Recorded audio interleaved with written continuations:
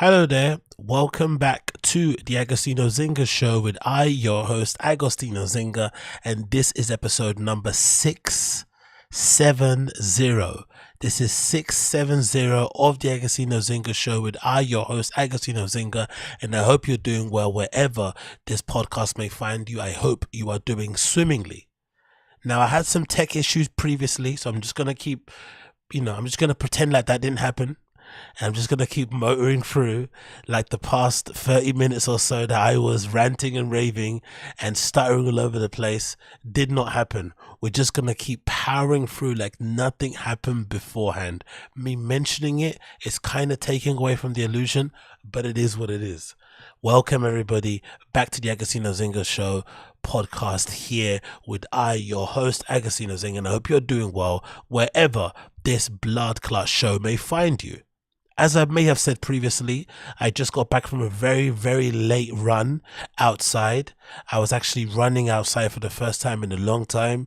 Despite me having a really long history and doing a lot of long distance running, I did loads of marathons. So I did loads of half marathons. I haven't done a full marathon. I've run maybe 15 half marathon races. I used to do like 20 miles a week and whatnot. But over the last few years, I've been kind of slacking off the running, and I've been mainly doing a lot of gym work. As you can see from the flipping width of my shoulders and how massive and blocky I look. But clearly, because I have a wardrobe full of very expensive designer clothing, mostly coming from very trendy, upscale, well-regarded brands, luxury brands from Europe and far-reaching places, especially places like Asia and whatnot, they have a particular type of shape, and I need to fit in them. And at the moment, I'm just a bit too wide. I'm just a bit too muscular to fit into them. Really, really horrible first world problems, but it is what it is. And the only one way that I found to lose an excessive amount of weight and to get to the trim shape that I want to be in is to run. And unfortunately, running is just really hard compared to going to the gym. I don't care what anyone says. People can try and tell me different, but going and running outside 3 miles per day is way harder than going to the gym for an hour. I don't care what you do in there. I don't care. Especially if you're doing 2 a days like I've done in the past. So it gets a bit crazy. So I've been running. I've been doing that. That's been going decently enough. I didn't do it the greatest this time around. I aimed to do 3 miles. I ended up running only 1 and then walking the last 2. But I was walking really quickly and ended up getting it in anyway. I'm going to hopefully post a picture actually after I finished uploading the flipping podcast of myself taking a because I upload a picture, a selfie of me at the end of my flipping half run or 1 mile run, 2 mile walk session, and you can see the grimace and the pain on my face. I'm going to upload it onto my community tab on my YouTube so you guys can see what game I'm on, because I'm not playing around with the full transparency of this thing, so I can show you how it goes. But it's also a reminder to anybody out there, if you are on the wane and you are kind of getting a little bit relaxed and you're taking your foot off the pedal, don't go crazy like I am, but just make sure that you don't get too crazy, or just make sure you don't take your foot off the pedal too much. Don't get too fat, basically. Just be conscious of it, because the problem is the older you get, the older you get and the fatter you get, sometimes it becomes harder and harder to lose the weight, number one, and it's just a lot of work. That's the issue, just a lot of work. So don't give yourself a mountain that you don't need to climb up just for the sake of it. Just do the bare minimum in terms of making sure you get some level of exercise in. Maybe it's 20 minutes a day, maybe it's an hour 3 times a week, whatever works for you. Just try and make sure that your body moves and your heart rate is up. At least I would say a minimum of 3 times a week. It's so important, especially if you care about what you look like. If you don't care about what you look like, it doesn't matter. But if you give a crap about what you look like, just try and maintain what you're on. And obviously doing stuff like intermittent fasting can really help you, just to kind of maintain your level without even doing any work in that whatsoever. But just do something, because I can tell you from my side of where I'm sitting right now, if you don't do anything and you kind of let yourself get a little bit comfortable, you start to replace things, you start to make little shortcuts and excuses for yourself, you end up being like I am, running down the flipping street with all this mass on me, trying to get all the way off as I'm running, and it's really difficult. But hey, it is what it is. It is what it is. Running into the show, let's just jump right into it. I kind of have feeling awful, obviously, today after Man United lost in the last minute against flipping Brighton. It's not a surprise if we're being completely honest, considering the flow of the game. I feel like despite the game being fairly even, I feel like Brighton came into the match with a lot more point to prove. They wanted to enact revenge after the FA Cup loss, and they basically did that by being really hungry and really on it from minute one. I felt like they were pushing us, harrying us all over the pitch, really closing us down, not giving us time to think, not giving us time to get our passing combinations in, and basically rushing us to the point where we were playing a lot of balls over the top around the corner for Marcus Rashford and Martial to hopefully run into. But I felt like we were being forced into doing that because they weren't giving us any space and they were overloading that midfield, especially when Caicedo was playing on right back, and he absolutely bossed the game. That guy is brilliant. Yeah, that Caicedo for flipping Brighton, that guy is the truth. He's usually a defensive midfielder and he's playing right back, and I felt he ran the game along with flipping McAllister, who obviously scored the penalty right at the end. I'm not that annoyed by the result as I should be. I'm just bummed at the fashion that it happened, especially considering it was a late handball from Luke Shaw that basically cost us the game. I still think we need to win this game to give us a little bit more breathing room towards the end of the season, but it looks like we're going to be biting our nails until the very end. The players clearly look like they're tired. I think at the end of this season, Man United players would have played the most games out of any team in Europe, considering all the competitions we've been in. So that's been a bit crazy, especially when you consider the lack of squad depth that we have. So a lot of the first team players, a lot of the first names on the team sheet are literally blowing out of their assholes. And I think a lot of the fatigue you saw towards the end of that game, maybe the fatigue was to blame for Luke Shaw throwing his hands up in the air like he doesn't care and handballing the ball and giving away a penalty in 90th minute, maybe, but that's not an excuse still. And him doing stuff like that is a reminder again that he recently signed a new contract.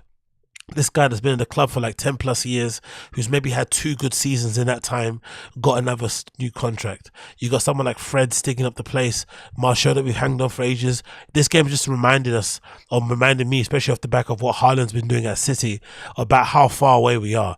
I know most fans aren't looking at that, but if we're trying to get back winning titles, the first team that we need to knock off of their perch or to try and challenge is Man City, and they're just too far ahead of us at the moment.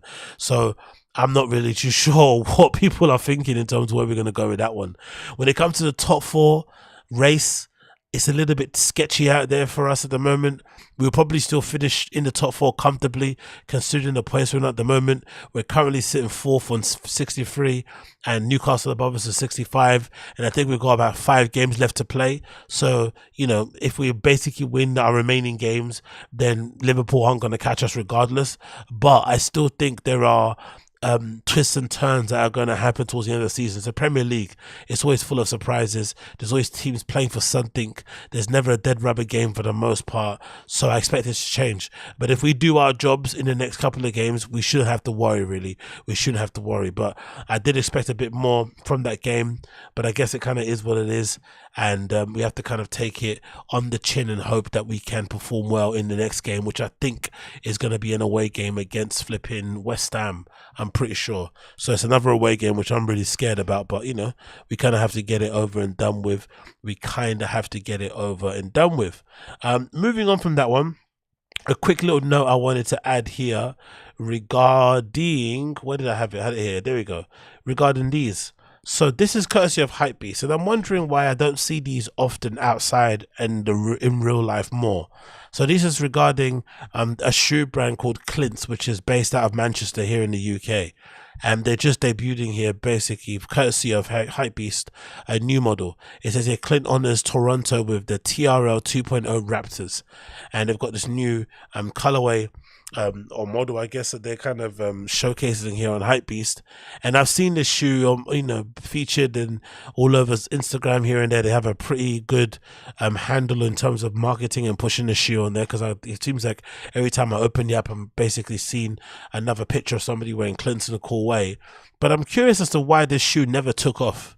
in the UK, like in a real way. I don't really see many people wearing them. I'm sure there are many influencers out there who got a pair, or many cooler kids who I don't see because I'm not cool, I'm washed, so maybe I don't see them in that regard. But day to day, I'm surprised, given a silhouette, when it comes to a chunky sole, when it comes to this really nice aggressive outsole, when it comes to the nice colorways and just the overall silhouette. I'm just surprised that more people haven't jumped on these as a kind of alternative to the usual kind of sneakers everyone's wearing, because they kind of tick all the usual boxes, but they're a little bit different.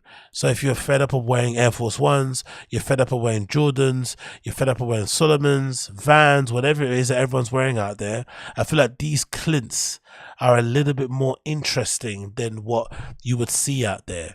Maybe, but I was just thinking myself, if I had to theorize as to why these maybe haven't taken off the way they probably should have, a part of me thinks there's probably a little bit too much going on in the paneling on the upper.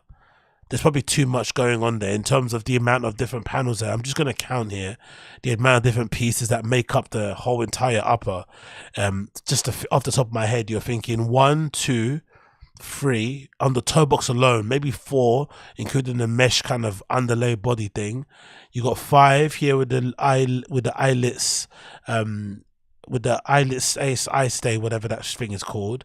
You got maybe 6 here, 7 with the heel tab, and maybe a little bit more, maybe 8 here with this 3M that runs around it. There's a lot of different panels. Too much probably, so it probably looks a little bit too busy, so that might be a reason why people are not really jumping on them. And then maybe it would be a little bit hard to wear for some people with certain outfits because of how wide and bulbous they look. I see someone in the chat mention they look like a knockoff of Osiris. Yes, pick up Crash. So that may be a reason too, because I think those Osiris D3s, as great as I think as they are as a shoe, to the regular person on the street, they're kind of hard to wear with your regular items, right? Especially if you're gonna be out there wearing, you know, skinny jeans and a flipping, you know, cardigan or something, wearing maybe Osiris D3s and shit isn't gonna work out. So maybe this Clints are the same thing. But this is courtesy of Hypebeast. Read the article quickly. It says Manchester-based label Clints is continuing its experiment with footwear design and shows no signs of innovation halt. The brand consistently delivered fresh products that differ from the current UK offerings, including the Stepper, the Stomper boot, and more. The Clints TRL 2.0 is the brand's most notable pair and takes inspiration from the classic Trek footwear. Clints recently unveiled France and Japan inspired designs and highlights Canada for its latest drop. So this is meant to be a Canadian colorway. It's meant to be a Canadian colorway, but this also reminds me of a colorway of a Nike Air Stab that I had in the past, from Foot Patrol. Big up Foot Patrol, the legendary London sneaker store. And they had this shoe that they made, and the colorway of this Stab looks very similar to the colorway that Clints did on their shoe. Am I bugging? I don't think I am. So it's weird that they would say this is a Canada colorway when it just looks like a copy and a rip of what flipping Foot Patrol did with their shoe back in the day. Maybe Foot Patrol based theirs on the Canada colorway also, but it looks very similar. That Clints colorway and this Foot Patrol Air Stab that came out, I think, if I'm not mistaken, yeah, 2005.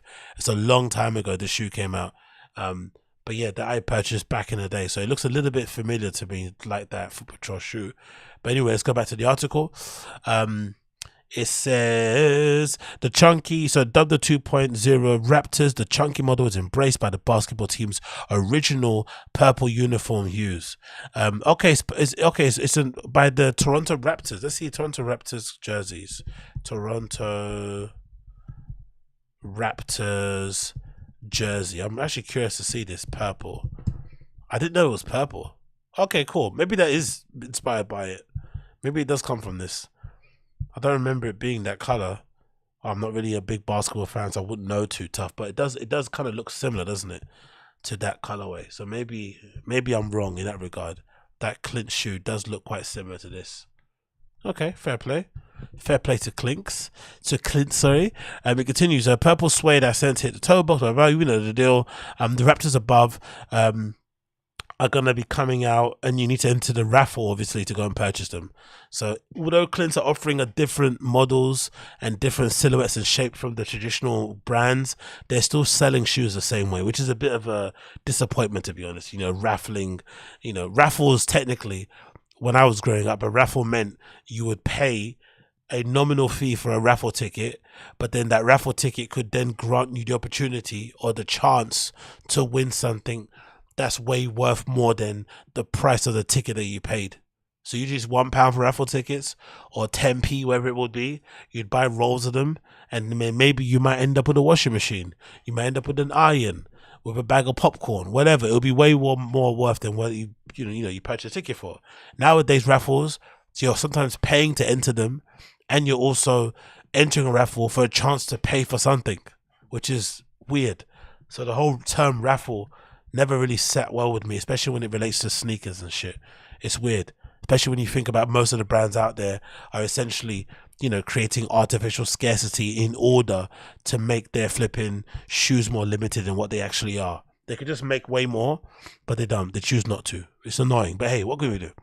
Moving on, this is another topic courtesy of Hypebeast, and it features NTS Radio and Always Do What You Want, two UK stalwarts joining forces for a very unlikely collaboration, it feels like to me, because I can't think of anything more opposing or more kind of opposite to skateboarding than NTS, unless you maybe say because the station originally was located in Dawson, in that square where some guys were skating shit, but I never really got skateboarding vibes from NTS, but hey, what do I know? So it's courtesy of Hypebeast. It says London-based media station NTS originated in Hackney in 2011, founded by Femi Adeyemi, who aimed to create an immersive music experience for all. The platform quickly went global and currently broadcasts over 50 cities worldwide. You know what's really strange to say this is that admission, especially coming from the UK and being part of the scene for a while and whatnot, and doing my thing in terms of DJing on the side, blah blah blah blah.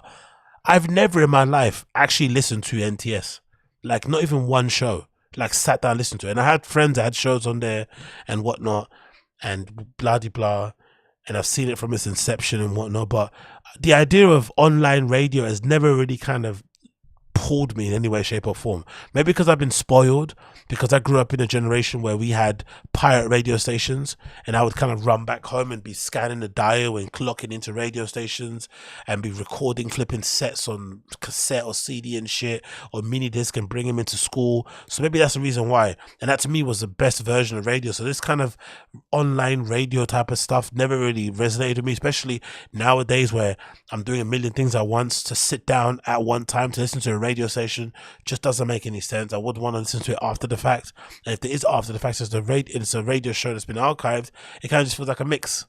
I mean, especially if you're not talking that much in it, so it's a bit weird.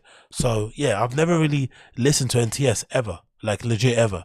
I know some workplaces that people are in, they'll play NTS radio in the background as like kind of office music, but it's never really pulled me in that regard. But anyway, maybe I'm in a minority, because clearly they're doing great things because they're in 50 cities worldwide.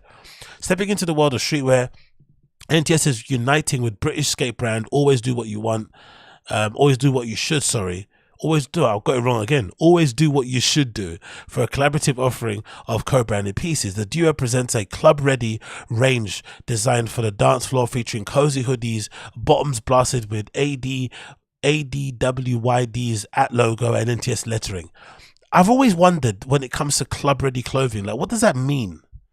Because sometimes you see club-ready clothing and it's basically people designing harnesses, PVC leather trousers, bondage pants, chokers, or like, flipping ninja techno type of stuff. Like, what is actual club-ready clothing? Because when I go to the club, I just try and swag out. Unless I'm going there to actually sweat. I'm going just to, I want to swag out. I want to freak shit. I want to look good. I'm not actually wearing like club ready clothes. That's never been something that's been in my mind, which is why I think sometimes the whole idea of having club wear can kind of come across a bit corny and a little bit lame. I think you're better off maybe thinking about designing for the night, or designing for somebody that is a nocturnal animal in some respects. Big up flipping Tom Ford the GOAT, or that regard, or maybe having it be part of the journey overall in someone's life and maybe telling that story through clothes. But trying to design specifically with the nightclub in mind is a little bit naff. Like, what are you gonna do? You're gonna start designing trousers that have like little loops on the side so you can put your beer cup or your beer tin or your cup on, so you don't have to hold it in your hand all the time when you're standing around and shit, two-stepping. I don't know. It just gets it gets into a very cringy, naffy type of scene. But from what we can see here on the screen so far, we have a t-shirts, we had beanies for this NTS and Always Do What You Should collaboration. Big up my guy Martello. What do we have here? We have an NTS jacket, which you'd never see me wearing. This is like walking around wearing like boiler room gear. Like, you need to be pushed off a bridge. That is incredibly lame, which is weird to say because, you know, if you follow something and you're a fan of something, it's no similar to being a fan of a band. But I can never picture myself walking around with fucking NTS gear. That sounds awful. Legitimately sounds awful. Like, that legitimately sounds like you have like zero sauce. Like, honestly, because you're wanting them to do all the heavy lifting for you. But that jacket, I'm not a fan of it. They've got NTS, or you do what you should. Slip mats, that's useful. More t-shirts. I guess the pants are included in it also, I guess. And then what else we got here? And then we got a sweatsuit. The sweatsuit might be the best thing. But again, is this club ready? I don't think this is club ready, personally, for me. To go into a nightclub, especially the clubs that I go to, wearing a pullover hoodie and sweatpants. Like, and I think in some clubs that I go into, especially if I go in there and I look like this young black man does, and I rock up there with a skateboard like I have done in the past, some clubs may not even let me in because I don't look quote unquote queer enough or whatnot. Do you know what I mean? So that's the interesting side of it, right? Or you don't look like you're down. You look like you're from the road. You look like you could be a hoodlum. I see free male, run, hide. Oh, we're scared. So that's the interesting side about it. They're creating this club ready clothing with NTS, a well-known, well-regarded online radio platform. But if I actually wore this clothing and tried to get into some clubs, especially here in London, especially if there are smaller productions that kind of cater to a certain demographic or a certain community of people, they may not let me in, mate. That's how crazy it is out here. But anyway, regardless, going back to the flipping article, it continues, it describes what's there, got party on markings, and it says the drop is meant to be happening today, right? Is it the 4th today or maybe another time? I'm not too sure what's happening, but you can purchase it if you want. Always Do What You Should. NTS collaboration is available on NTS. You can grab it. All the information is there. You know where to go. Google NTS. You'll be able to find it. You will be able to find it. Moving on from that one quickly, need to talk about this. This is courtesy of Aimé Dore. Again, you know, whenever you think that they are their model of flipping design, no, whenever you think that their aesthetic has kind of got a bit tired, maybe the way they do lookbooks has kind of got a bit boring, and whatever it may be, they always remind you that they are just a cut above the rest. I think Aimé Dore definitely, for me, the American version of like a Visvim, in terms of, you look at it, it doesn't look that remarkable, but when you look up close or you see it in context, you're like, I get why you're charging me fucking £1,000 for a blue Oxford shirt. I understand why you're charging me £300 for swim shorts. I get it. It's just designed exquisitely.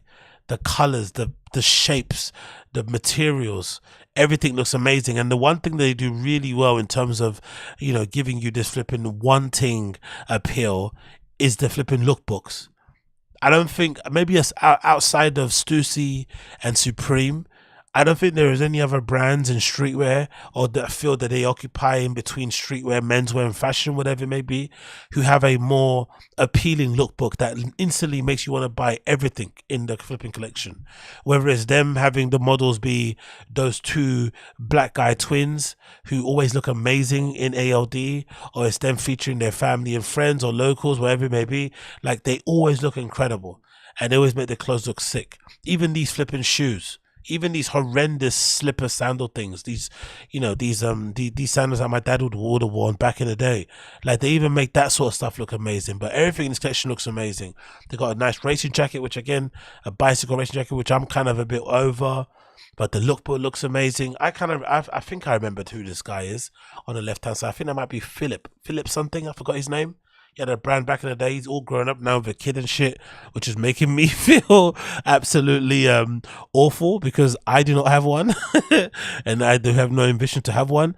But yeah, big up him. But look at all this stuff. Look how great this looks.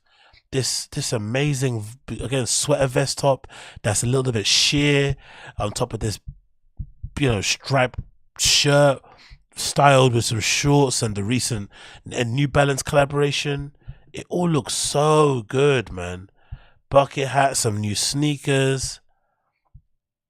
The suiting looks really good. There's a nice kind of waffle print sweatsuit thing going on here that I'm really a big fan of. They've got amazing tote bag that looks really cool. That looks like a crochet. No, it's I guess it's a knitted tote bag with the logo on the outside in this olive green color, which is just right for me. The yellow hits there. You got Farnsworth here, in a full squat, nearly with his heels on the floor, wearing this lovely, lovely cream suit. He looks really good there also. Big up him. A few other people here I don't recognize, but look how cool this looks. Look how cool this outfit looks. You can't deny it, man. You can't deny it. This is sort of like a flip on the Teddy jacket from Saint Laurent that they've also done, and it comes in this green colorway with a matching jersey. It looks like snapback hat, sorry. And then you got the famous ALD twins here modeling, who always look incredible when they're flipping in the clothes. They've got, oh look, one of them's wearing the flipping what's his name? Clints, whatever it's called, new Air Max 95s, which is a nice little styling tip they got there, but they look great. This is what's his name? The skater's dad, in it. I forgot his name. What's the guy's name, man? I forgot. I wish I remember his name. White dude, cute dude. All the girls like him. He skates in flipping Nikes before. I think he's on Converse now. That's it, Olsen. Alex Olsen. This is Alex Olsen's dad. I'm pretty sure this is Alex Olsen's dad. He's always looking swaggy and really good. So he looks great in the flipping lookbook. Some more New York people. I'm sure it's got their names on it. Has it got their names here? Yeah, it's got their names. Is that their names? Yeah, this is it. Someone called, what's her name called? Eleanor Lourdes. And what's Alex Olsen's dad's name? Steve Olsen. So big up Steve Olsen. And then this guy, who's that guy?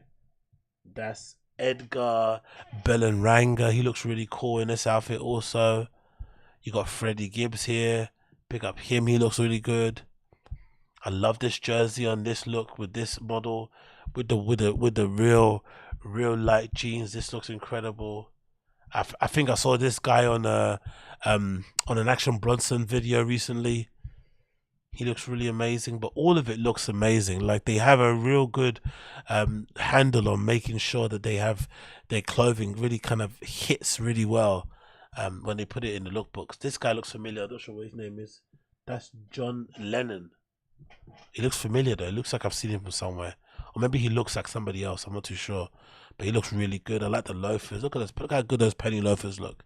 They look like they're slip proof. They look like I could get in a fight in these and I won't be slipping all over the place. These loafers look really, really cool. I don't know who this guy is. Again, he looks very familiar. Who's that? That's Uncle. Oh, that's Uncle Paulie. Okay, cool. Fair enough. That's Uncle Paulie from the famous Uncle Paulie sub shop that everyone kind of raves about. This girl also looks really nice in this top as well. But yeah, it all looks amazing, as you can see from the ALD lookbook here, featuring everything they got from spring summer 2023. You can check it out if you want to see it yourself. Many cool little styling tips I'm sure you can kind of interpret and flex in your own fits if that's the way you're feeling. And just look at the prices, man. God damn, £70 for a new era. What are they charging here? $375 for a cropped, what's it called? A crop top coat. What are these polos going for? Rico shirt, 225, which is quite nice to be fair, because these look amazing. They look like they're made out of some sort of like lace or something. These look beautifully constructed, but the prices are really fuck you, pay me in it level when it comes to ALD. These papaya boots are $295, which is I guess decent. $350 for some dress trousers. The suit that Farnsworth was wearing, if I want the suit head to toe, I'm looking at what, over £1,000, nearly £2,000. The flipping double-breasted jacket's $800 and the pants are $400. God damn it, man. God damn it. But yeah, I love it anyway. It looks amazing. Big up ALD Spring Summer 2023. Check it out if need be. You know where to find it. ALD or AmiLeonDore.com for all that information on that one. AmiLeonDore.com for all information on that one. Okay, let's move on this one quickly. Soonish, sharpish, more than ever. Let's go with this. So this is a really interesting article courtesy of Mixmag that says the follows: 75% of artists are making a loss on their music according to a new study, which is not surprising, to be honest. It says 75% of artists are making a loss on their music according to Pirate Studios. The research surveyed more than 1,000 musicians from the UK and the US Pirate recording studios, which concluded that 3/4 of the respondents were out of pocket due to spending money on promoting their releases or booking a flipping session at Pirate because that place is super expensive now. Due to making a loss on releases, the study reports that over half have taken a social media detox to cope with the loss. 91% of the surveyed promote their music independently, and 75% spend more money than they make to push it on platforms. 56% of artists said that they would create visuals to support their next release, while 75% plan to make music videos.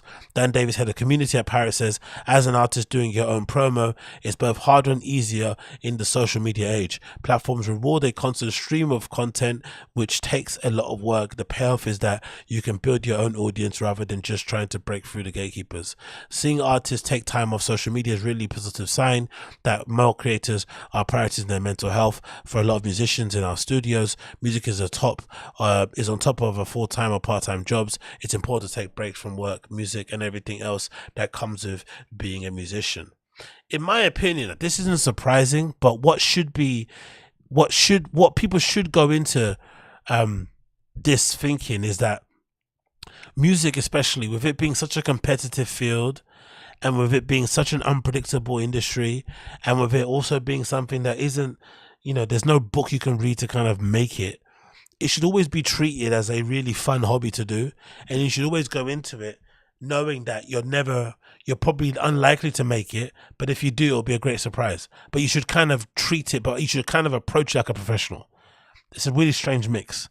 You shouldn't go into it expecting anything, but you should treat it like you're a professional.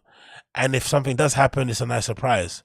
But I feel like if you're going into it wanting to become a professional musician in your own right, it's maybe not the best idea to just work on your own stuff. You should maybe try and work behind the scenes, maybe mastering, maybe mixing, maybe whatever else you can do in the studio in terms of recording, maybe as a writer, producer. There are other things that you can do that would maybe allow you to have some interest in that regard. But when it comes to just making it as a sole artist, I think people should just treat it more as a real fun hobby. I know that's what I do, and that kind of helps to sort of like make sure that I'm not going crazy if I'm not maybe hitting the heady heights of the people that I kind of look up to, or that I'm following, or that I'm going to go and see and watch. Because part of the fun for me, legitimately, as somebody that kind of does it as a really enthusiastic hobby, is kind of the creation side of things, being, using a part of my brain that I maybe don't use on a daily basis, that I can maybe use if I'm kind of, doing the work and doing the art. And I kind of really enjoy that more often than not. And I feel like people should go into it with that kind of level of expectation more often, but they don't. They have these weird expectation levels onto it, and they legitimately think that if they just put more effort into things and spend more money into promoting stuff, it's going to get where it's going to get to. And it's not. It's actually a waste of time, or a waste of money, actually, doing those type of things, like, pushing your stuff super hard on social, or putting money behind ads and that. It just isn't worth it. You're better off making the art, creating it as best as you can and just pushing yourself on your platforms like unashamedly. And I know I haven't done that. Even my podcast, I don't do that. I just kind of stream it and put it out. Maybe I'll do your tweet here and there, and I'll upload the stuff onto YouTube, blah blah blah. But I don't do enough of the promo because I've come up from a generation where that was kind of corny to kind of push and promote yourself too much. You just did the work and kind of hoped it kind of took off. If it took off or not, it was just a fun thing to do. And for me, that's kind of how I've always operated. But I think if that's maybe an extreme way of going about things, but I generally do think more artists, especially if you're part of this 70%, 75% of artists who are making a loss, you shouldn't be putting your money into ad spends. You shouldn't be trying to get, Instagram promo ads for your mixes and shit or your clips of your song. No one cares. Just put your effort and that money into just creating the best art that you can, and then just push it on your own social media platforms, as opposed to trying to, push it on the freaking algorithm by paying for ads and shit and all that malarkey. That's not worth it. Investing in your art should never be a loss, but investing into kind of marketing tours and all that stuff is definitely a loss, and that definitely is something that should be avoided at all cost, in my opinion, personally speaking. But again, what do I know? Eve says, years ago, Courtney Love wrote an expose on the music industry saying labels are even taking percentage of merch and etc. nowadays. Yeah, we've seen that already. I think we've seen that with what's it called? I think Live Nation are doing that. I think because of the venues, it's very, very crafty. They kind of worked in a deal because they've got a grip on all the venues. They worked in a deal where even if you are independent, even if you are kind of selling your own merch, because you're doing a show in their venue, you have to give them a cut of your merch sales, which is flipping insane. Really is insane, because the whole reason why merch became such a big thing in the first place was because artists weren't making enough money from their flipping records, from the tunes that they were made, basically slaving over and flipping crafting and putting together. They weren't making enough money from that hard work they did. So then they go and do live shows. Then the flipping labels adjust again and create contracts that kind of lock them into doing live shows and cutting them into that percentage. Cool. Then they start pushing the merch because they can get a lot more of that straight in their pocket, money wise.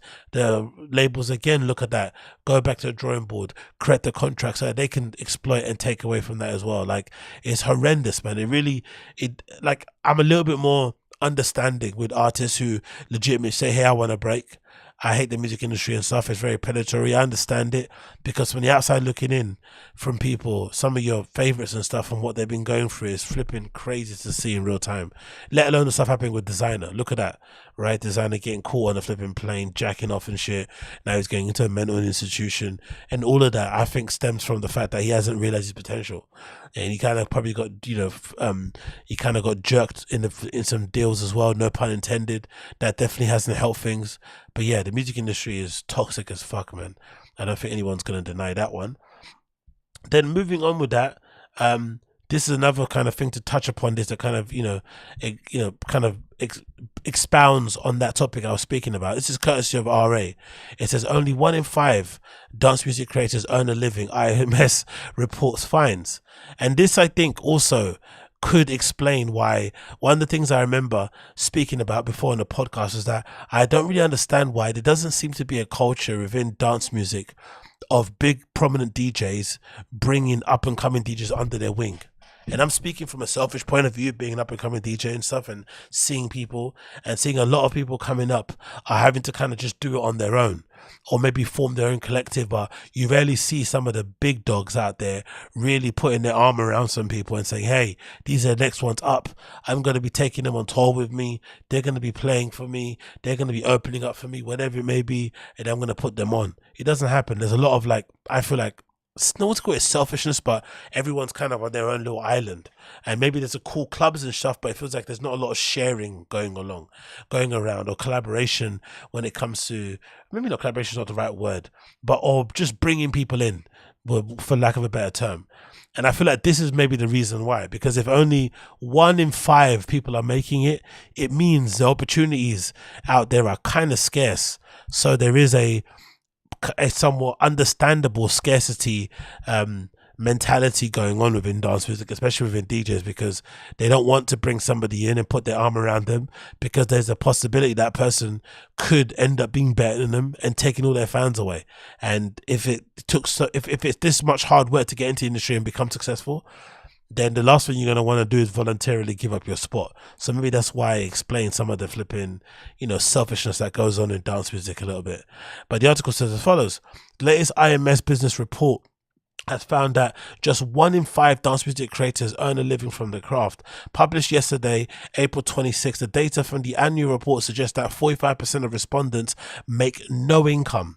45%. I'm definitely in this 45%, although I definitely receive my odd little 150 here and there from pub gigs and stuff, but after my previous cancellation, that's probably over. So from the time of me spending money hiring a pirate studio, my transport to get there, my little cheeky Mackie D's on the way there, on the way back, or maybe an Uber on the way back if I'm feeling tired, or maybe some flipping drinks, that is a lot of money that's being spent to play and stream online and shit and create a mix without anybody putting anything in your pocket.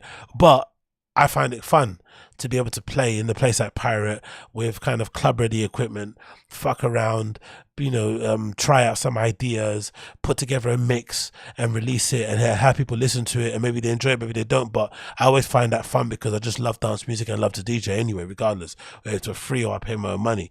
But this definitely explains why the industry or the scene is a little bit tense in some places, a little bit tetchy.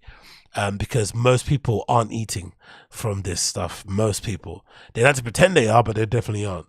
40% of respondents have made no income, the article says, but 41% expect to make a living in the future, which is just hope, innit? Hope and pray. Pure vibes. The study also assessed the biggest challenge dance music creators face when trying to carve out a career. The quote: cutting through the noise scored highest.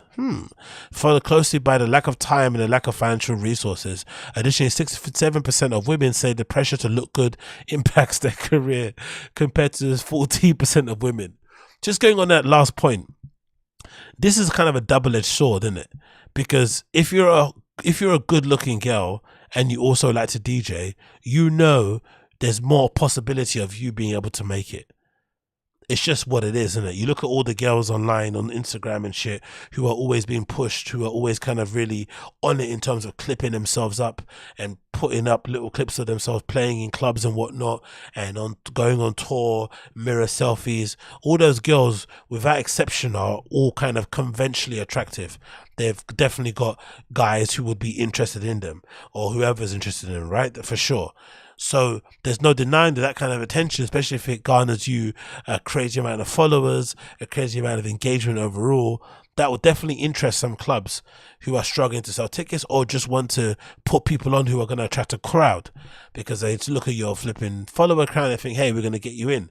But I can also understand if you're a pretty girl and you can DJ, how it can make you feel a little bit horrible and a little bit icky that you're only getting booked because you have big tits, or because you have a really pretty face, or because you have that kind of comatose, like dead lip thing that girls do nowadays online, or you have a really shiny nose so you look like an anime character.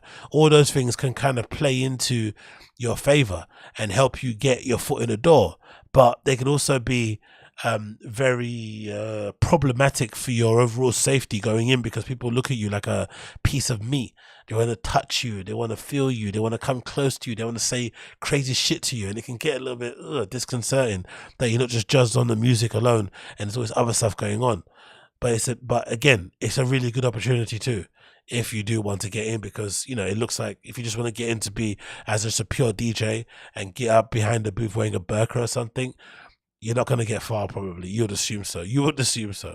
And then the other parts here about cutting through the noise, this is true. There's just too much content out there, let alone mixes and stuff. Like I said before, that I've never listened to NTS. Like, I've never listened to a full show in my entire life, and I'm from London, and I know a lot of the people that started the station.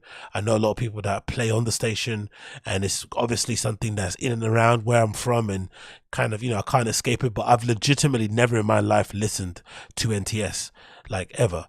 And that's not because I'm better than them or anything. It's just there's just not enough time in the day to listen to stuff. Like, on top of all the stuff that I watch, on top of all the books that I read, on top of the things that I do on my free time, on top of work, there's just not enough time to listen to that. So I just think nowadays, especially if you're a becoming DJ and artist, it must be difficult. It must feel quite hard to cut through the noise because people have got many things that's kind of occupying their minds, and to get in front of them and have them pay attention to what you do, double tap a video of you DJing somewhere, go and actually click on that SoundCloud link to listen to it, all that thing is really difficult. So I understand that coming through the noise, but that just goes back to what I said before.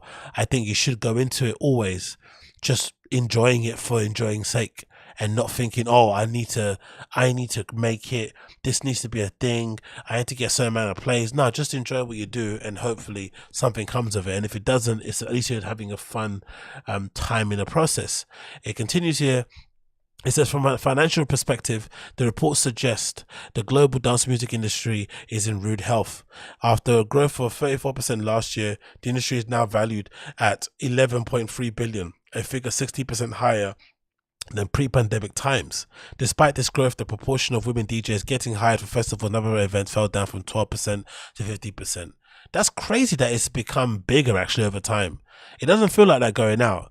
Maybe it feels like there's more events going out there, but I don't feel like most of these events are selling out as much as they should. Clubs aren't as busy, I feel like, on a week-to-week basis.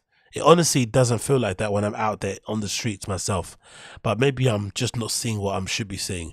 And this conversation about about more female digital lines, this needs to end, honestly.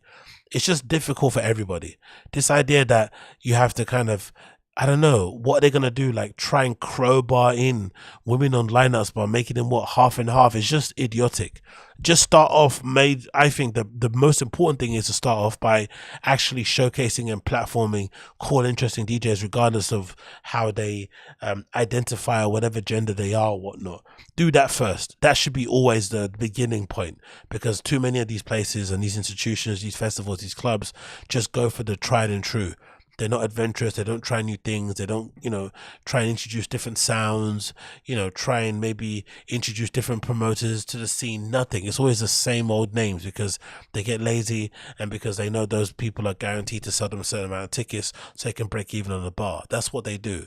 But if you want to start somewhere, do that first. And then by proxy of highlighting underrepresented voices or giving them a platform, honestly, what it does is that by default, you will inevitably come across that you'll start hiring more women DJs. It will just happen by default because you're exploring more people that haven't been maybe showcased or platformed or highlighted. That's what would happen. But this whole let's focus on just getting more women on the lineups is just dumb, in my opinion. But what do I know? The publishing report coincided with the launch of this year's summit. Returning to the Destino Ibiza, IMS 2023 was a featured discussion with Sherelle, Elijah, and Fat Tony, among others. So I'm definitely going to check it because I'm always a fan of checking this sort of stuff and kind of getting a bit balls deep into the dance music business nonsense. I'm probably one of the only people that actually watches a lot of these panel discussions in full. But I'm definitely going to be checking out the IMS YouTube channel, Ibiza Music seminar, whatnot, and I'll check it out for sure. Moving on from that one, we have to talk about this, which is pretty surprising, man. This kind of came out of the blue. I felt like, again, courtesy of RA. It says Paper, the legendary Paper magazine. Most people know Paper primarily for that flipping Kim Kardashian Break the Internet cover from back in the day, where she's got the champagne bottle and she's spraying it, and it's kind of spraying and hitting her bum from behind and shit. Unfortunately, it looks like they laid off the entire staff. And what's interesting, though, for a magazine, I feel like that's kind of world renowned and doing bits and has done a great, has kind of played its part in culture. They only had 20 to 30 full-time employees anyway. That's pretty sick. They was able to run such a cool magazine on such a small team. and of course other freelancers I'm sure that did work. But the title here, courtesy of Resident Advisor, is Everyone is Still in Shock. Paper Magazine lays off entire staff. First reported by Adweek on Wednesday, 27th of April, and confirmed by staff on social media, the entire editorial team of 20 to 30 members has been affected by the layoffs at Paper. Publisher Tom Florio, who was the former Condé Nast publishing director of Vogue, everywhere Condé Nast people go, they just, everything they touch just turns to stone, innit? These people have the opposite of a Midas touch. Publishing for director for Vogue, Teen Vogue, Bon Appetit, and Condé Nast Traveler acquired Paper Magazine under his company EN Tech Media Group in 2017. He reportedly cited last year's decrease in the advertising as a reason for the cuts. Florio didn't immediately respond for comment. It says here, as a quote, "It was a surprise, but deep down I felt something was coming." Paper news editor Jade Gomez told Resident Advisor. And that's what actually does happen. If you're actually paying attention where you work at and you're not just clocking in and clocking out, it's pretty easy to tell when companies are going to be going under. Some easy tells, especially if you work in startups. You start seeing less snacks. Those usually account for a change. You start to see less drinks or no drinks at all. You start to see less food at all hands meetings. You start to see less company away days. You start to see less staff. Those are usually examples of like, okay, the end is coming soon, so you better get your affairs in order. It continues here. It says, the news came during the company-wide meeting that morning and was effective immediately, she explained. Happens a lot in media, the quote says, sadly, rug gets ripped out from under you. Honestly, everyone is still in shock. So imagine going in for a company meeting on the Monday, thinking it's just a regular schmegular occasion, and on that Monday, you get told, hey, there's no jobs. You're out of here, mate. You're off. Go get something new. Jesus Christus. Paper's layoffs follow a flurry of media cuts and cut downs across the industry, including Galdem, NPR, and BuzzFeed News. Gomez confirmed editor-in-chief Justin Moran will be staying on until the end of May to facilitate the remaining stories.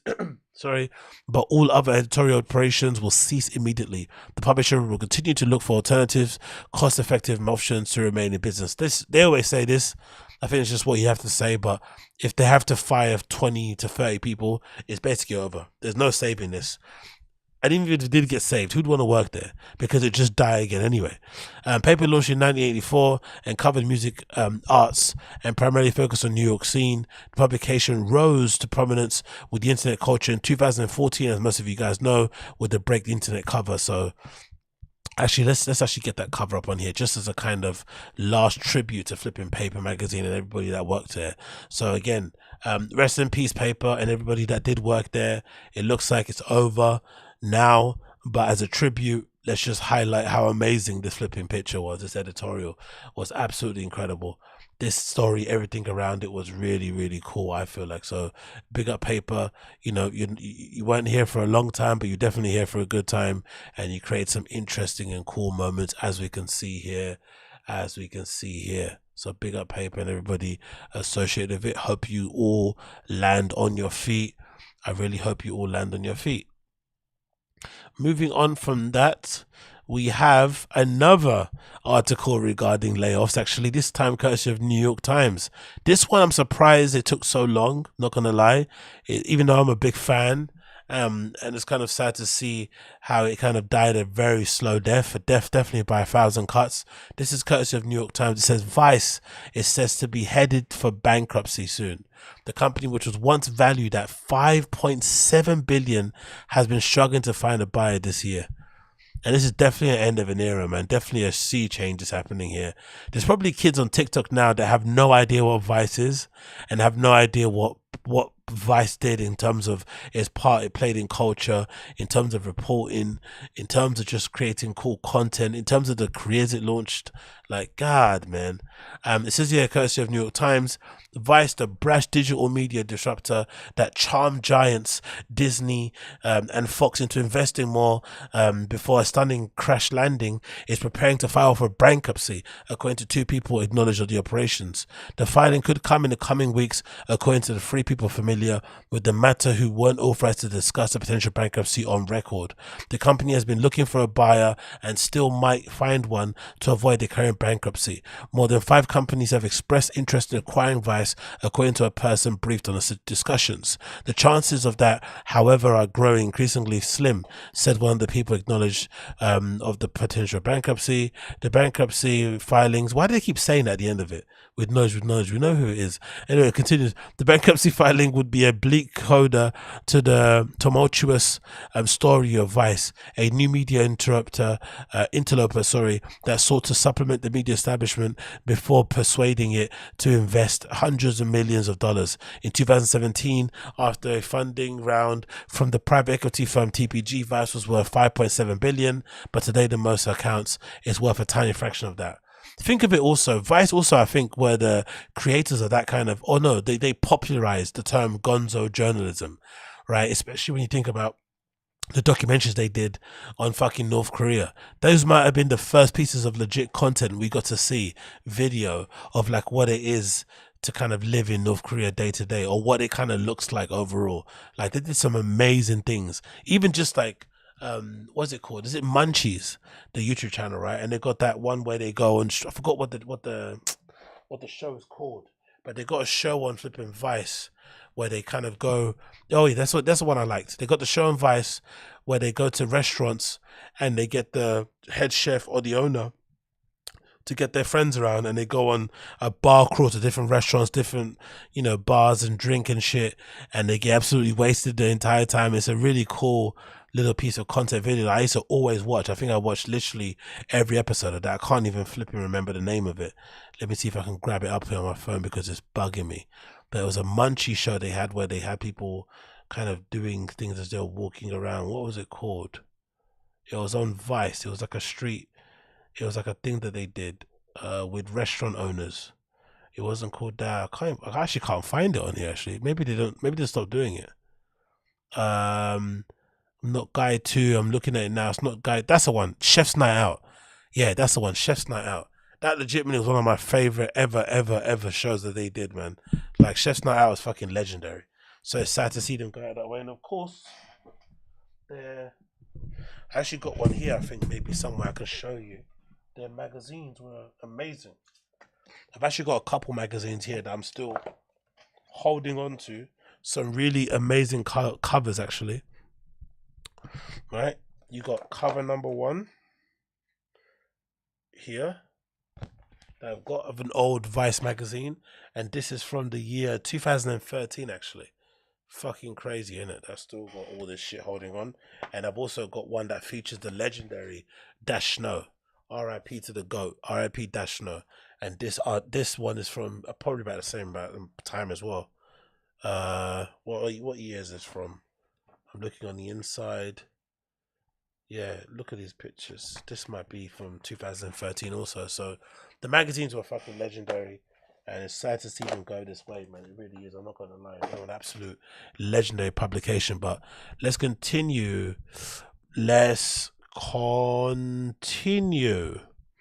One else I wanted to mention was this, courtesy of RA. I've not really heard of this festival until I kind of saw it on RA, and I saw it, I think, featured as well. Someone was speaking about it on the Berghain subreddit earlier, and it looks interesting, man. I may have to go, especially considering I was talking before on the podcast that I need to find some new interesting places to go to outside of going to the usual Berlin. Especially I want to get back onto my actual techno tourism tilt that I was doing before, but I got caught in a bit of a rut, and I got a bit comfortable of going to Berlin because I kind of know the scene there, I know the clubs, and you know, I know how to kind of, you know, navigate and sort of do my thing, and it's a kind of an easy option to go to, and it's fairly cheap. But nowadays it's not as cheap as it once was, especially with Brexit and just the economy being the way it is. It's not that cheap as it should be. So I'm looking for other options. So one option would be to consider going to the Netherlands and to go to this festival, which is called, how do you pronounce that? Draaimolen Draaimolen Festival, right? Tilburg Draaimolen Festival. And this is a really interesting festival in my opinion because there's loads of back-to-backs. I'm sure that's their theme of what they do, but instead of just booking singular people to kind of DJ and do their thing, they kind of do them in terms of back-to-backs, which must be a booking and scheduling horror because a lot of these people are probably on different on different booking agencies and shit. And I don't know how it is. Maybe the business of booking DJs, you have to have certain people play on certain nights, you've done certain booking agency lists. I don't know. I'd imagine the data, the running of this and putting it together must be difficult. Maybe it's not. I don't really know. But regardless, the way that they programmed it really kind of piqued my interest. So it's courtesy of RA. It says Tilburg's Draaimolen Festival books Skrillex back to back with Blauwan for 2023 festival. Imagine that, Skrillex back to back with Blauwan. How weird that will sound. Like they have the most opposing sounds, I feel like, unless you're thinking of Blauwan on more of a drum and bass tip of things. But I'm interested to hear that. It says here, Dutch festival Draaimolen, how you pronounce it, has revealed this year's lineup. The program will be spread across 6 stages, hosted by the likes of Job Joseph's Party, Strange Love, Erish Dew and Octas, which I'm a big fan of, Forest Rave, Blauwan and Parry are taking over the pit, and Nenny H will host the tunnel. The lineup is heavy on back-to-backs, including Blauwan, Skrillex, Jazz, and whatever else. Other highlights include techno act Sandwell District, DJ Lag, More Elian, Faf, Amelia, and a few others. But again, let's look at the back-to-back listing. This is the one that's really kind of got me interested. I'm actually going to put it on my list here as interested because I fucking am. So look at the back-to-backs they got here playing at this festival, right? They got Agina playing back-to-back with OK Williams, which is fucking, for me, sonically perfect. Aku back-to-back with Luke Slater. Anita back-to-back with Mama Snake. Anita, like, that's going to be fucking incredible. That's gonna absolutely like be bopping. That's gonna be real fun. Angel Delight and back to back with Ketia. Who else you got here? You got Benny Rodriguez back to back with Job Jose. That's gonna be so cool. 2 Dutch dudes play the similar type of music, different types of way. Both good vibes, always smiling, always dancing behind it. That's going to be so fun to watch just as a spectator. So that's I'm a big fan of. Blau and Skrillex just for the lols will be cool to check out, even though I'm not the biggest Skrillex fan. Core Super and Pariah again is perfect. I feel like Chucky back to back with Schumann. I'm not too familiar with them. Darwin back to back with Mallory is obviously good.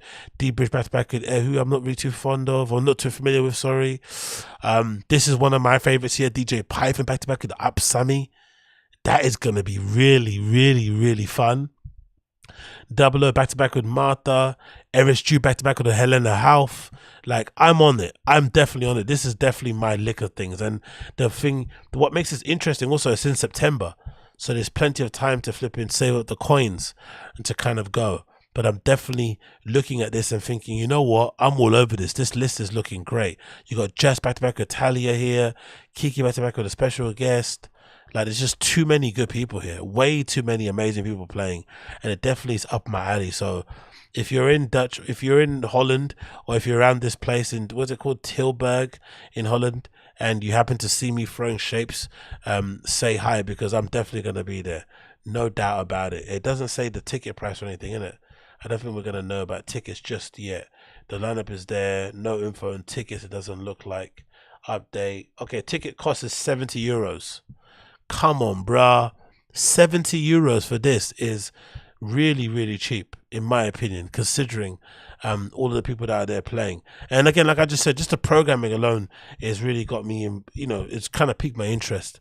The idea that they've got all these back-to-backs programmed, as opposed to just having loads of DJs playing by themselves, is going to create a really cool energy. It could go 2 ways. If you don't know the person too tough and it's just like a back-to-back you've just been booked on, it can be a bit naff.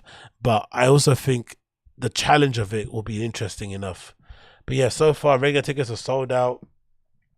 Not for shuttle service, but the tickets are still available for the weekend. They are currently, for the weekend, €115 plus €390 booking fee.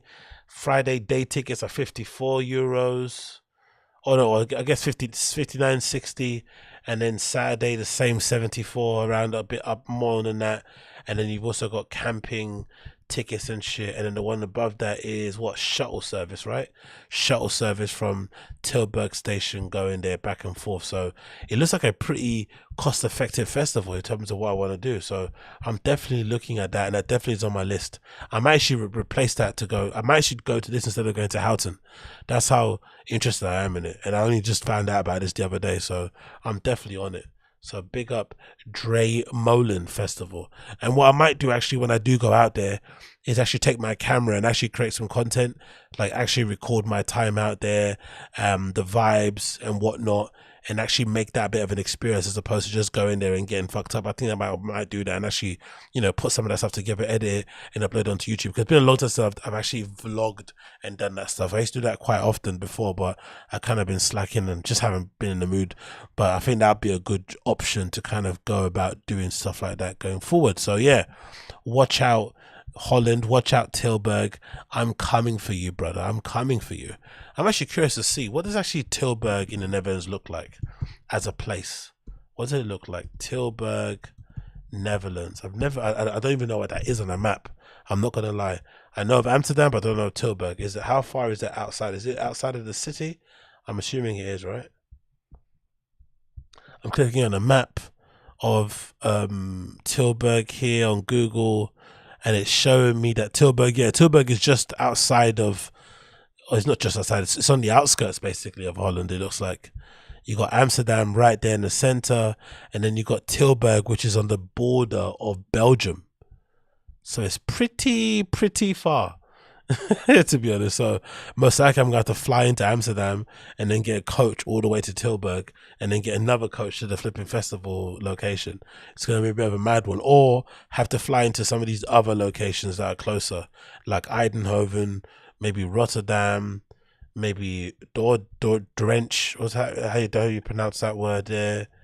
Europort. The Hague is a bit too far, but these might be some places to go on. So yeah, let's see, man. Techno tourism, Netherlands, I'm coming for you.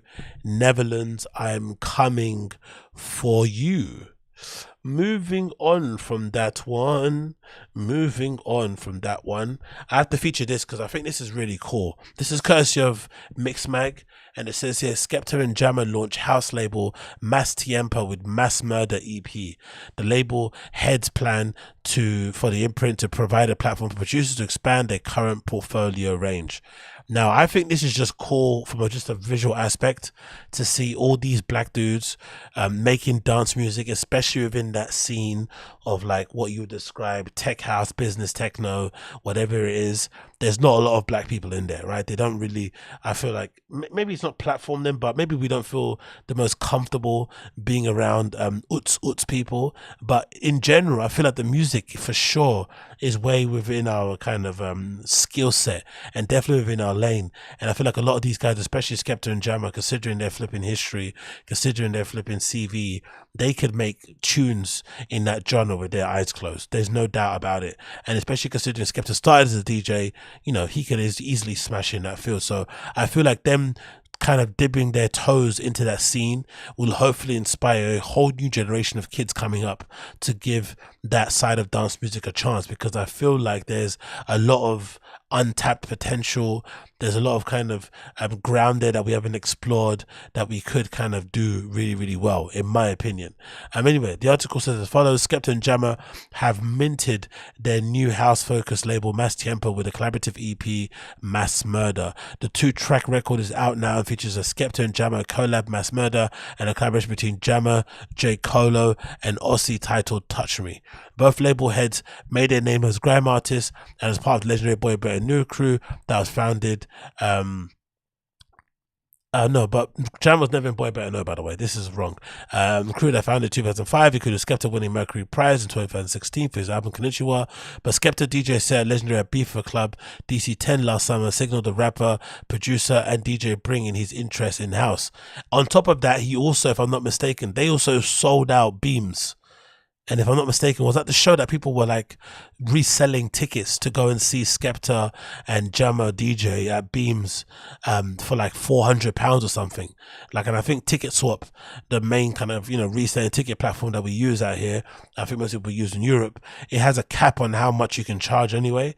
And I think some people were trying to get around it, and maybe they did, but people were selling those tickets that they were kind of out there for their Beams performance for, 3, 4, 5 times the value, which is absolutely insane to think about it. But again, it shows the desire and it shows the hunger and the thirst for what they do. And obviously it kind of resonated with a lot of people like that because, like it or lump it with some of the cool kids out there, I'd imagine the tech house genre is probably our most popular in terms of like, people that go out, buy music, go to clubs, pick tickets and whatnot, and maybe just DJ fees. If you just want to compare DJ fees, I think it's definitely up there. Anyway, continue the article. In an interview with Mixmag last year, Skepta said, "I've always collected and shazammed any tech and minimal tracks I've heard on many travels around the world. Más Tiempo is a movement from Africa to London to Ibiza. We're focused on production, DJs and events, and the team is ever expanding to bring in new flavor of house music. I've always known I'm more than a rapper. Going forward, I want to show my attention to detail and relentless hard work ethic in different ways, and DJing is one of them." That's incredible and it's super inspiring, isn't it? DJing is one of them. He just sold artwork at fucking Sotheby's last year. He's doing music. He's probably going to drop soon. There's also a couple of snippets come out, and he's also launching a flipping house label, putting on raves, DJing and shit. This guy is really cool. Big up Skepta. Speaking about the release, Jammer said, "The generation rules the nation. The version that really resonated with us of Más Tiempo journey, musical youth sampled on Mass Murder, was perfect to showcase the way that we feel about giving people our spin on house production with instrumentals while paying homage to the ones that came before us. The plan for the imprint is to provide a platform. Más Tiempo launch party is taking over London's Coco this Sunday, April 3rd. It's happened already. Joined by lineup is Benji B, Solomon Lechat, Kitty Amor, DJ Maximin, Ossie B, back to back with DJ Kalo, and final tickets on sale now. But yeah, I'm just happy because I think this is a tempo shift. No pun intended.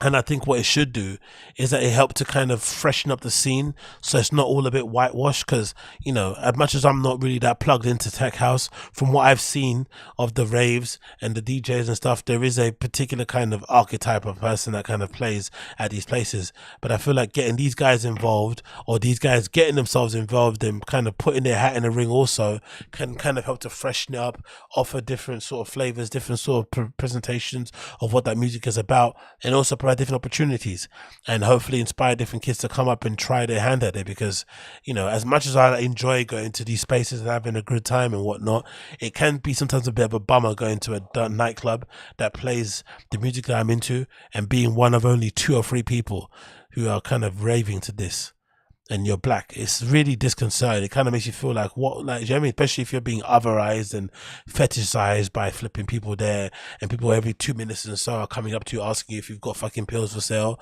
It just can make you feel a bit lame, to be honest, a little bit shitty. So the more this becomes commonplace, the less likely these fuck faces are going to be asking me for pills and whatnot, because I'm just there raving like you are, mate. I'm just there raving like you are. But hey, what do you know? Was it Crash says, these guys know about Chicago House? Yeah, we know about Chicago House, but we need to be creating a whole new part of history, because this whole kind of thirst that people have for educating people on the history of dance music and saying it's rooted in black music and whatnot and it's coming from black originators, that's a noble cause, but most people don't give a fuck. So you just have to create a new history and obviously reference some of these legends, but new stories need to be told. And I feel like these guys are going about it the right way.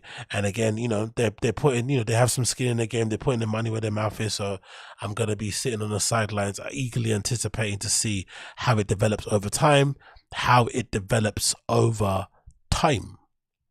Now moving on, I want to talk about this quickly. This is regarding an actual recent out of the blue update regarding Balenciaga.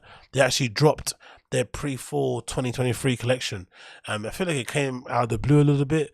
Maybe this was on purpose, considering what they've been going through the past few months or whatnot, and they decided to just kind of drop it slyly, not really say too much, and now we are left with the flipping images. And so far, from what I've been able to check through on the lookbook, which is not that many items, actually not that many looks, only 30 for the pre-fall collection, it's definitely what I kind of thought it would be, especially post BDSM bear scandal. Demna's definitely gone back to just making what his version of really amazing fashion, really amazing garments, loads of Cristobal Balenciaga references, and it's definitely a more pared back, muted kind of presentation. There's not much of the rah-rah, much of the glitz and glamour or whatever else, or showmanship. He's just trying to go back to making clothes in the same way that he did with Vetements, right? Just like to make clothes. And this is exactly what he's doing here with Balenciaga so far. Nothing too crazy, nothing too out of the blue, nothing too whatever it may be, but just really nice, well-made, high-quality looking things here.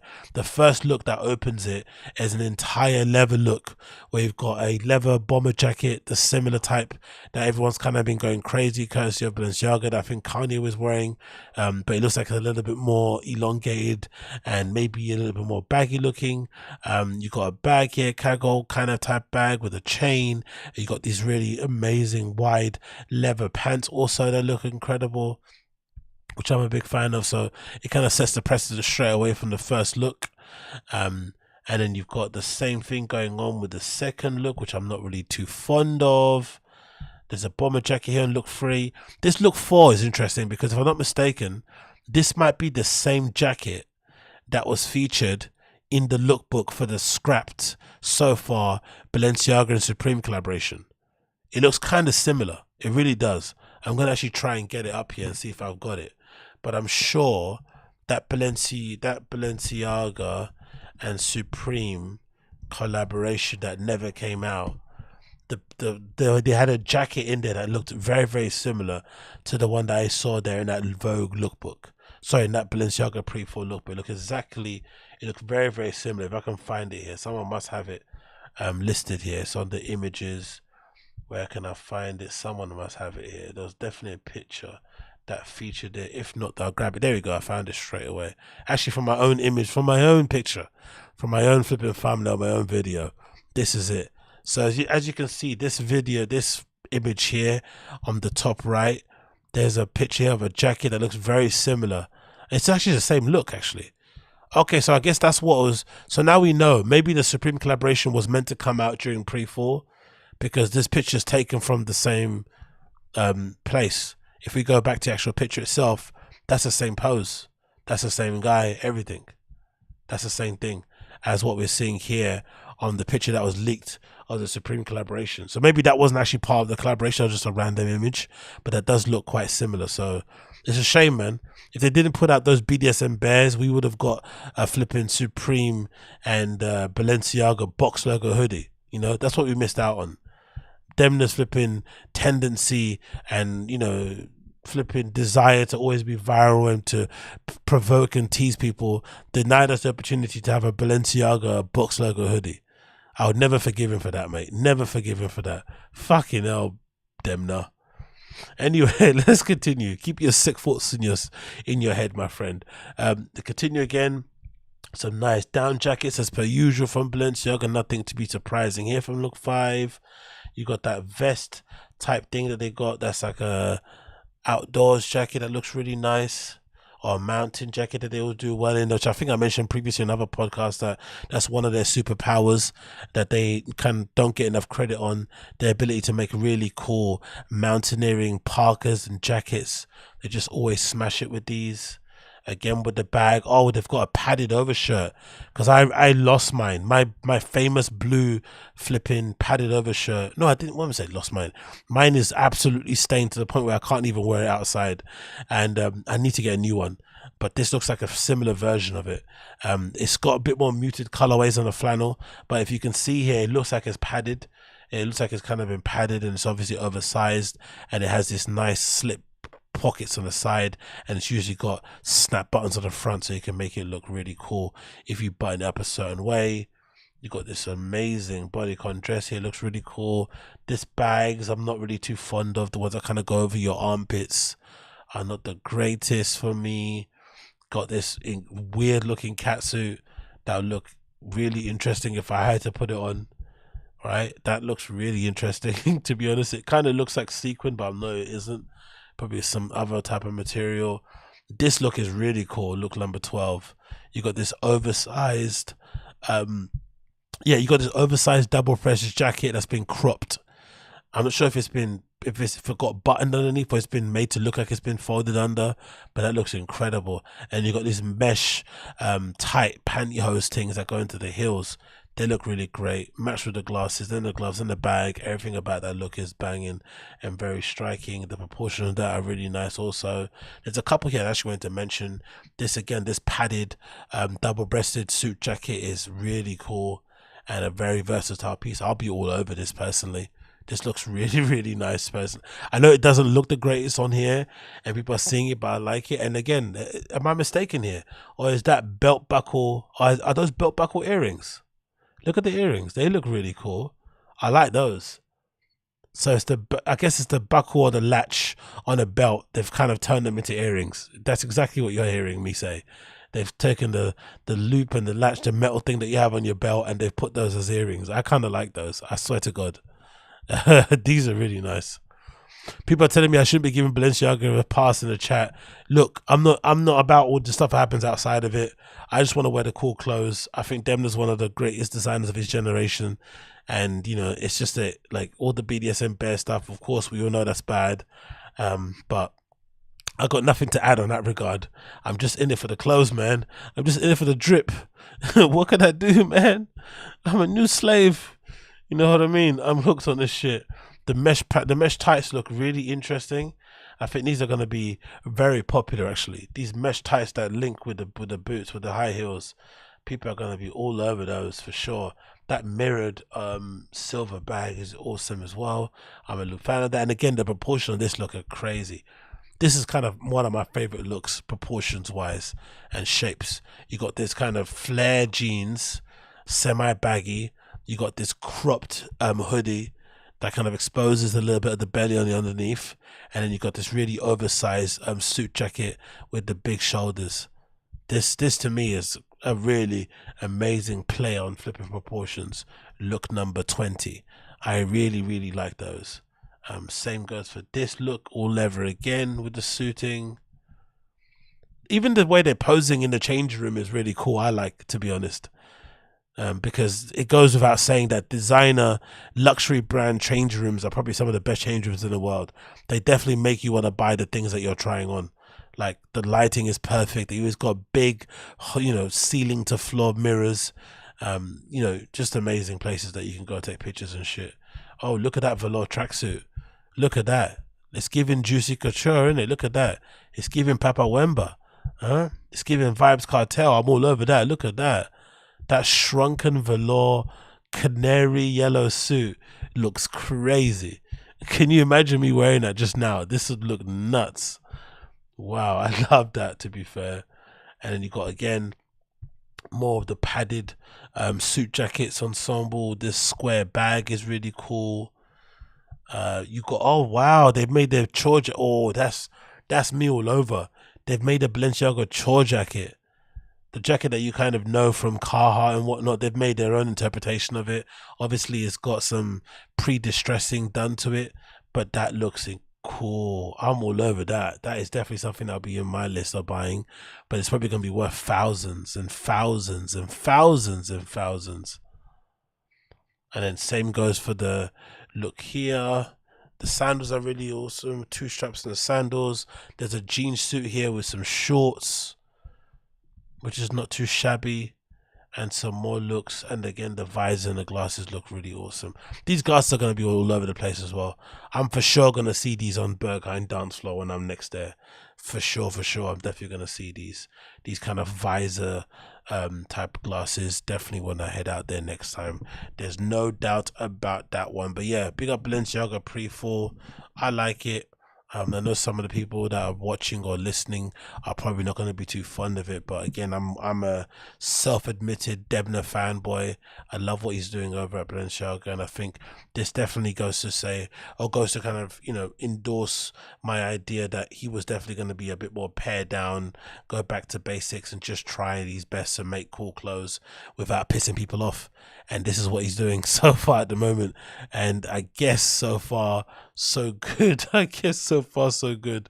I haven't seen people crying or complaining about it just yet, so I think that he's maybe done the best thing that he can do for now.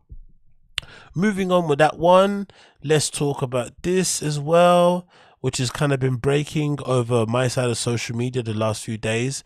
Kanye's been out and about doing some indescript things. He had this kind of show thing that he did with random YEEZY models dressed in a certain way, where they wore really small t-shirts and held candles in the dark. And then he's also recently been spotted here, as per the wonderful account Over and Under, him and his wife Bianca Censori were posted or pictured filming something, I'm assuming, and she's been posted filming, you know, wearing what she always wears. I feel like we've never seen Bianca Censori in a pair of trousers or some shorts and shit. She's always wearing like lycra pants and whatnot, and she's been pictured, I guess, out and about filming something, and she's got a pair of angel wings on. So I'm not too sure if this is a flipping if this is a kind of head nod to the previous video film thing that Kanye did. I forgot the name of it again. Forgot it getting in my head, where he has a woman playing an angel. Maybe this is kind of the same thing that he's doing. But he's definitely up to something. He's definitely filming something. He's definitely up to something. I'm not sure what it is. She's been, you know, Bianca's there in a car. She's clearly been painted in her face and whatnot. So they're definitely doing some sort of performance, some sort of work that's happening, that we kind of have to kind of hope and pray that it's going to, for me personally anyway, that's going to result in some clothes or in some shoes, because I need me a pair of flipping desert boots. I'm not going to lie. And then on top of that, there's also some other interesting news, which is probably the more interesting to come out of this whole couple of days of him acting out and popping out a bit, has been this news, courtesy again of Over and Under. And it says, according to Backgrid, Kanye West is opening his own store on Melrose Street in Los Angeles, and it's going to be right next door to the Adidas original store.